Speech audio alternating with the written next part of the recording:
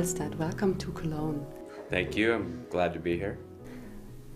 You lost your father during a plane crash when you were 11 years old. You survived because your father has taught you how to get through extreme situations in life. Is writing an act of surviving for you? Well, writing is hard, so yeah, I feel like there's a little bit of survival when I'm writing. But writing that book in particular was a way to celebrate my father. That's why I wrote it. The airplane crash is not interesting to me, but it just happens to be sort of the main climax of our relationship in a lot of ways, because I had to take everything he taught me and put it to use, and there was no room for learning. It had to just happen right then. I wasn't conscious of it at the time.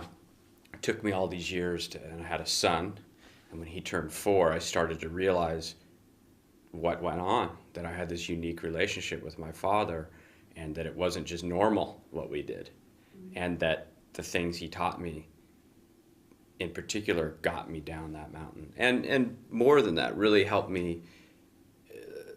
I can find ways to enjoy life when I want to, even when life is trying not to have fun for me. You know, it's trying to stop me from having fun. I can still find a way to have fun. Is storytelling and writing also an act of remembering and preserving your father? As a writer, I got to the point where I thought, well, this is a good story. You know, I didn't think of it that way before, believe it or not. It was just my life, so it seemed like, who cares? But as I got older, and as my son got older, I started to think, oh, this is a good story. This means something. This is worth writing. And so the approach was, the way to write it for me was to celebrate my father. That got the passion going. I didn't think about anything more than that. And in fact, I thought there was a good chance that people would say, you know, who cares about what you did in 1977 on some beach or in some jungle in Mexico, which I would say, okay, you know, but it just so happens that people did care. So that was a nice result. You already mentioned that the time between the experience and the writing of your book was quite long. Did you need that time to let the story sit in order to be able to craft something that is more than just a memoir, but that becomes a very literary autobiography? Well, I'm glad you said that, because, you know, I don't want to say that, but that's how I tried to write it. I don't like memoirs, to tell you the truth. So I didn't write it like a memoir. I approached it just how I would any story. And after a while, I was just a character in that story. So yes, that's what I wanted to do. So I'm glad you said that. Yeah, it's a literary piece of work that just happens to be true. Was it difficult for you to go back in life and experience all this loss and this extreme pain again when you wrote the book? The only way was to sort of be writing a story, you know. Once I could sink in and I was just writing a story and I was just a character in that story, it was okay. But I would get sore throats. Not when I was writing, it was kind of fine. It was the moment I would finish and the rest of the day. I would have sore throats and always tired, and I had to make myself exercise a lot so that I didn't sort of spiral down. I could tell, and I would just stop working if that happened, you know, because I have to keep, my physical side has to be fresh, and that keeps my mind fresh. You already mentioned that your son also plays a very important role in starting to really write the story down. What is the most important thing that you want to teach your son for life? I want to give him the tools, the ideas and the physical, both, because I think they're the same. They sort of weave together. One feeds off the other, to enjoy life.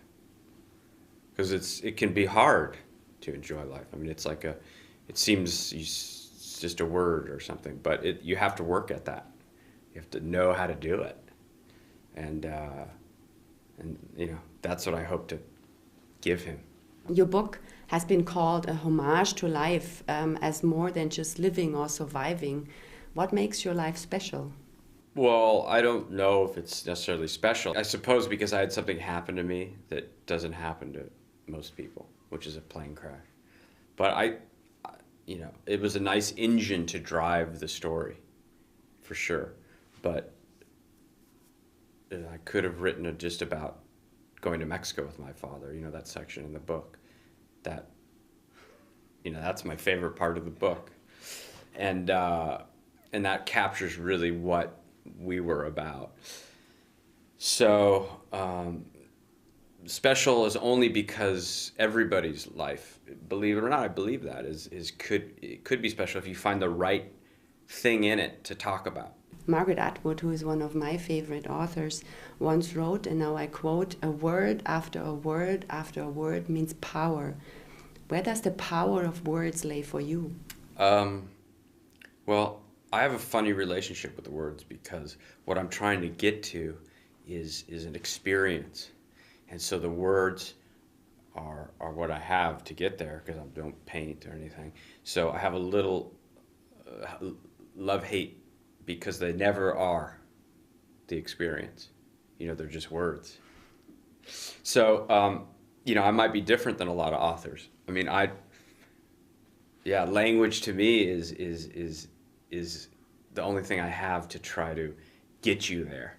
But, you know, it's really hard. I keep distilling and working and trying to find the right 2 words or 3 that come together that create a kind of almost kinetic feeling for you while you're reading. That's how I approach it. I don't like that space that words can create a lot of the time, where you know what that word means, so then you have this dictionary or something. I don't like that. I want the word to actually be the thing. So I have a funny relationship with it. That's all I can say.